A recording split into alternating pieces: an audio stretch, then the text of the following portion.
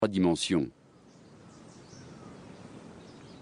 Les données sont ensuite introduites dans un ordinateur qui peut fournir une image très précise de ce qui a été découvert. Les divers objets sont répertoriés à l'aide de codes-barres et d'appareils de photographie numérique. Le résultat est tout à fait remarquable. Les ordinateurs situés sur le site même traitent des informations intéressantes de nombreuses disciplines et offrent des reconstitutions visuelles précises. À partir d'infimes traces laissées dans le sol, un groupe de maisons de Birka peut retrouver la place originelle, mais cette fois dans un monde virtuel.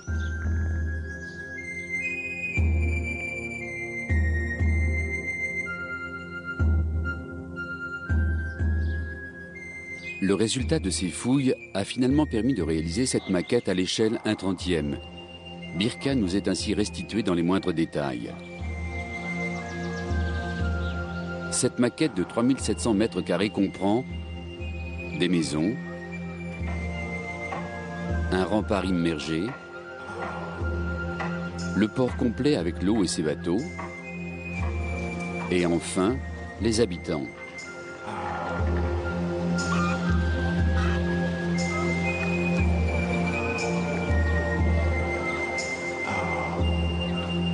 Grâce aux images de synthèse en 3 dimensions et à la possibilité de mêler croquis, maquettes et images, Vikings et navigateurs étrangers fréquentent à nouveau les rues de cette ville qui a jadis été un important centre commercial.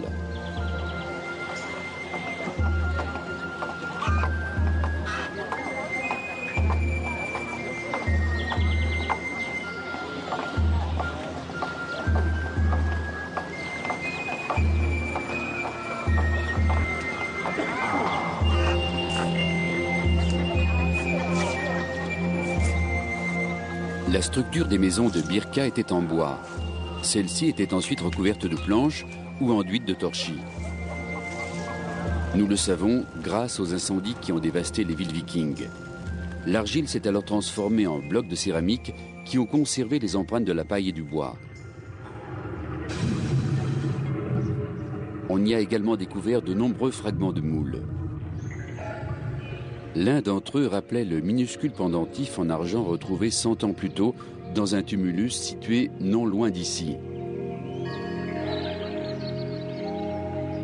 Voici le moule original du 8e siècle dans lequel il a été coulé. L'archéologie est devenue un véritable travail de détective.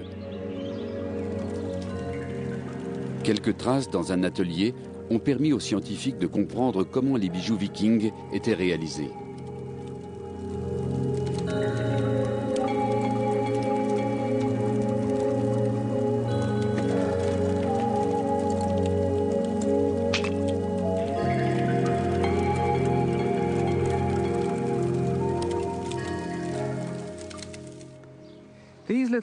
Ces petites perles de verre illustrent bien notre travail si particulier de détective.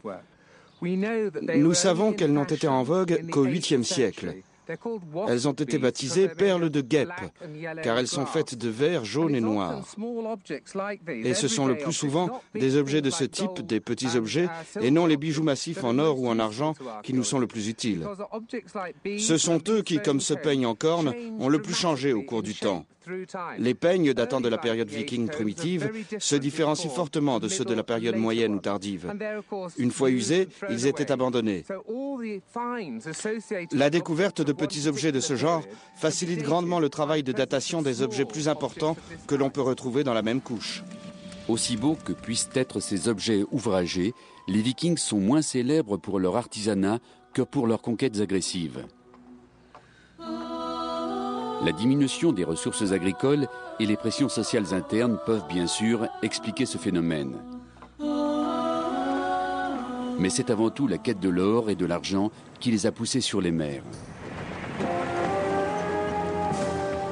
Ils disposaient pour cela d'une arme redoutable, le Langskip ou Kneur, une sorte d'équivalent pour l'époque du bombardier furtif actuel.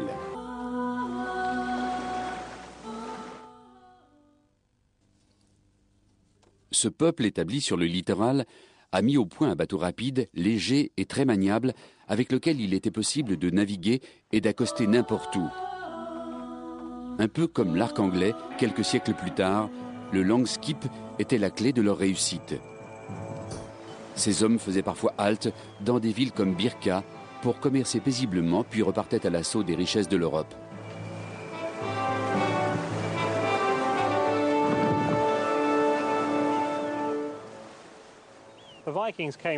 Les expéditions vikings avaient un mobile très simple, l'or et l'argent. Ils recherchaient la richesse, un butin qui rehausserait leur statut une fois rentrés chez eux, qui leur vaudrait respect et admiration au sein de leur communauté. Et ils ont constaté au cours de leurs contacts commerciaux qu'il y avait beaucoup d'or et d'argent à prendre. Ils ont également constaté qu'il y avait des monastères isolés, des lieux accessibles par la mer et où il était aisé d'accoster. Il suffirait de débarquer, de s'élancer à l'assaut du monastère et de s'emparer des objets précieux de l'hôtel et des reliquaires. Ils auraient ensuite le temps de rembarquer avant que le seigneur du lieu ait le temps de soulever une armée. Les Vikings sillonnaient régulièrement les côtes de l'Europe occidentale.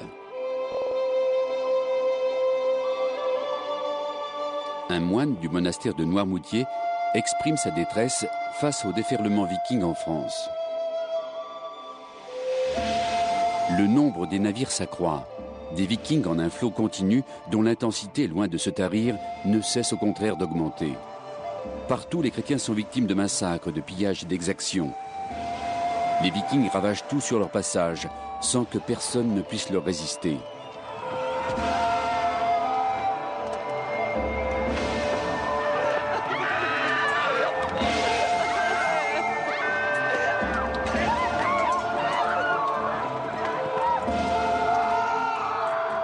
Une flotte immense remonte la Seine et le mal se répand à travers le pays.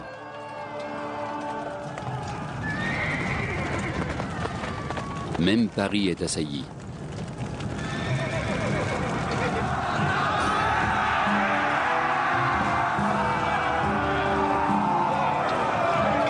Un observateur arabe a décrit la psychologie des Vikings.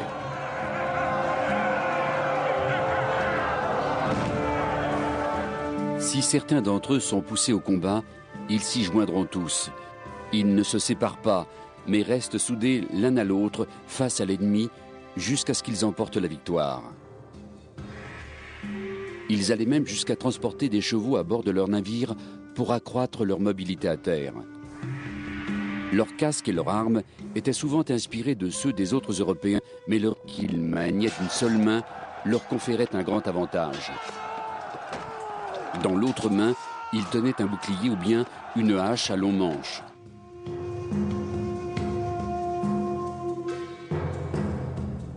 Grâce aux archives, on sait qu'une flotte de 62 navires vikings a longé les côtes du Portugal et de l'Espagne pour aller attaquer plusieurs villes de la côte nord-africaine.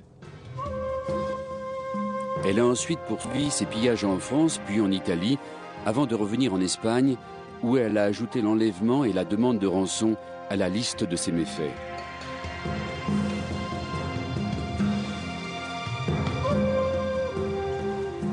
Tout au long de cette période, les Vikings ont bénéficié d'une arme imparable qui a assuré le succès de leur campagne. Le Longskip et non le Drakkar, qui n'est qu'une pure invention française du 19e siècle. Rapide et souple, propulsé à la voile ou à la rame, son faible tirant d'eau lui permettait de remonter les fleuves et d'attaquer par surprise les côtes laissées sans défense.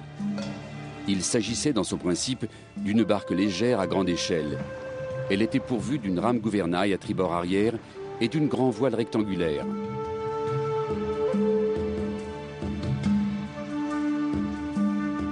Au début du XXe siècle, les archéologues ont réalisé des découvertes sensationnelles. Des navires vikings relativement bien...